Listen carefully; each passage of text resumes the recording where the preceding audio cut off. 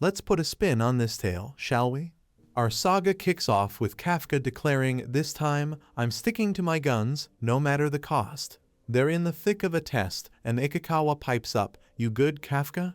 Kafka bursts into laughter, claiming he's peaky keen, sure he can stand, but he's shaking like a leaf because, drumroll please, he's only gone and busted his leg over the wire. Some dude offers to hit the panic button. If things get hairy, Kafka's like, "Yeah, whatever floats your boat then." He starts coughing and tells Ikikawa not to sweat it, just to carry on as planned, but before he can finish, Ikikawa extends a helping hand, promising Kafka's got backup, and they're gonna give it their all.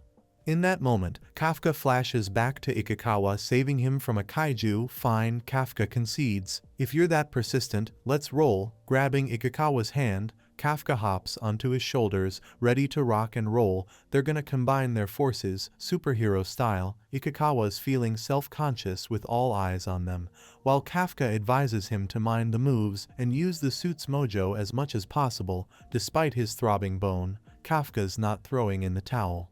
Meanwhile, the vice captain's having a field day, cracking jokes about Kafka and Ikikawa landing roles in a comedy act. His coworker urges him to get serious, but Kafka tells Ikikawa to stick to Kikaru and forget about him. Then, Ikikawa urges Kafka to hold on tight as he takes off, causing Kafka's cheeks to balloon like a pufferfish as they charge ahead, with Kafka nursing a busted leg and odds of passing lower than a limbo bar.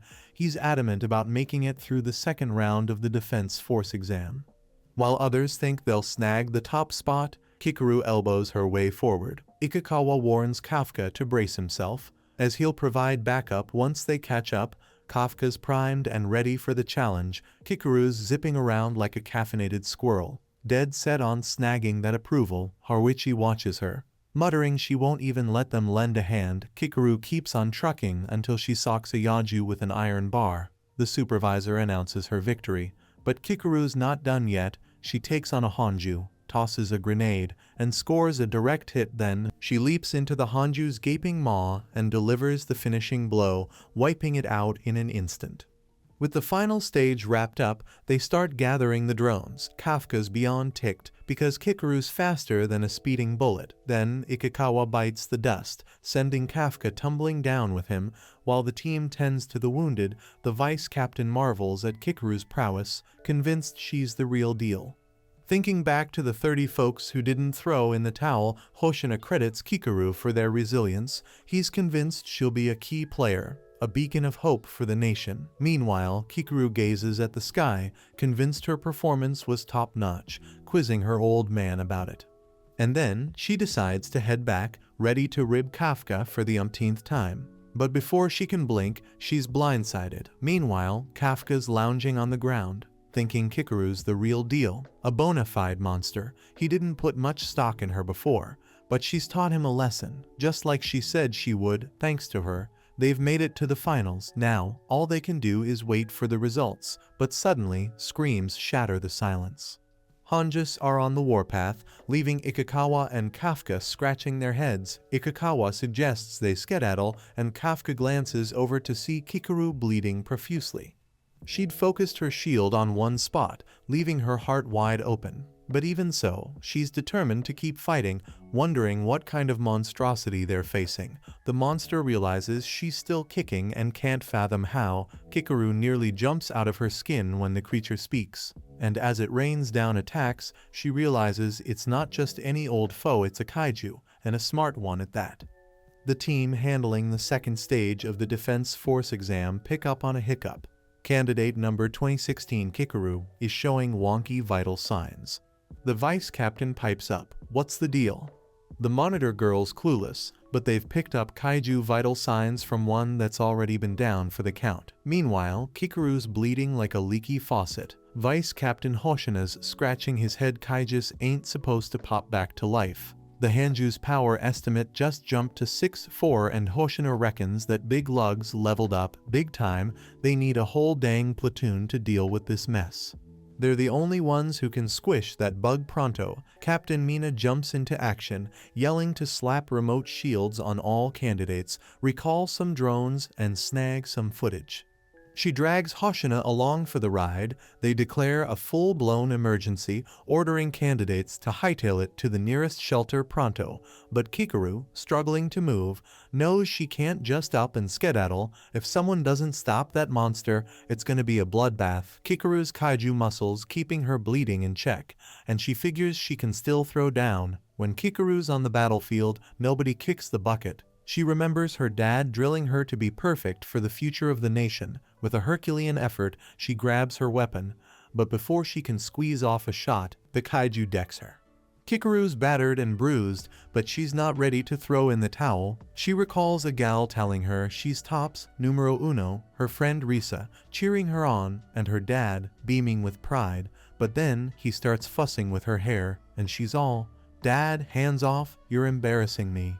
Watching Risa's dad promise her a gift, Kikaru bids her pal farewell. Amidst the parental praises, Kikaru's butler saunters over, announcing the master's coming home, which gets Kikaru giddy with excitement, hoping he'll stick around this time. But when she shows off her first place badge, he's like, big deal, and warns her not to rest on her laurels. He's all about striving for perfection for the nation and her late mom, so she's not giving up. With just one arm left, she'll keep on trucking. But she's bleeding like a stuck pig until a defense force team swoops in with a chopper, spotting the Hanju chilling right by Kikaru, who's seen better days. The Hanju's regenerating its one-hit wonder organ and gearing up for a power punch. Vice Captain Hoshina's tapping his foot, asking when they'll arrive. Kikaru's resigned to her fate, apologizing to her dad for not being perfect.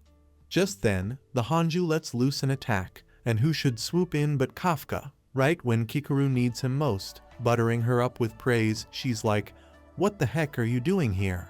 Before they can chat, they get smacked. But in that exact moment, Kafka shields Kikaru, thanking her for helping everyone evacuate. Kafka ends up morphing into a kaiju, telling Kikaru to chill and promising to spill the beans later. Meanwhile, Iharu's scratching his head at the explosion, ushering everyone to safety. Ikikawa recalls Kafka's earlier disappearance and wonders if he's about to go kaiju.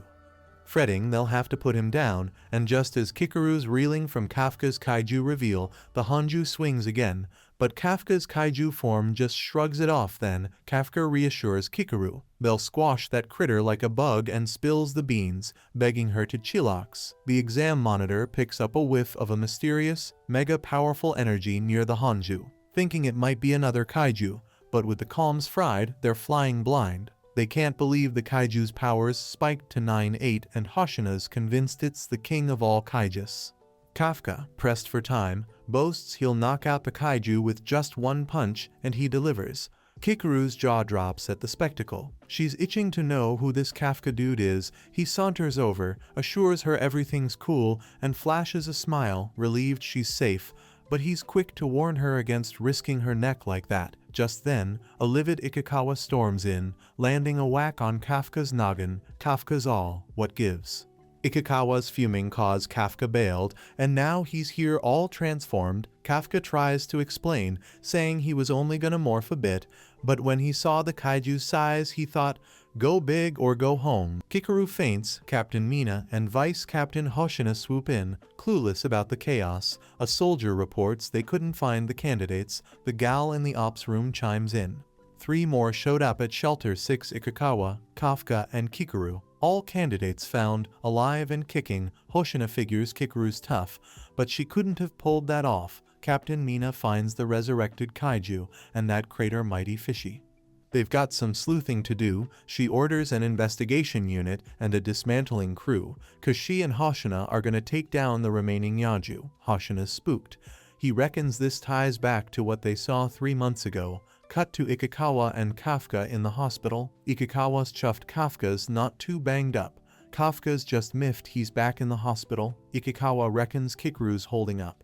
Word is, they're throwing the defense force's full scientific arsenal at her. Kafka's peeved they're treating her like royalty, but Ikikawa's like, dude, you only broke 1 bone. Kafka laments he hasn't gone toe-to-toe with amazing folks in ages. Chasing dreams means there's always someone beating you at what you care about most. Meanwhile, Mina eavesdrops outside the room, then barges in, thanking them for bringing Kikaru to safety and making a swift exit. Kafka figures he'll chat her up once he's an officer. Meanwhile, Kikuru's hospital bed becomes a confessional booth. Vice Captain Hoshina arrives, tells her to stay put, and spills the beans. They wiped out the surviving Kaijus, and thanks to her Hanju takedown, no casualties. Kikuru recalls Kafka's plea for secrecy, but spills the beans anyway.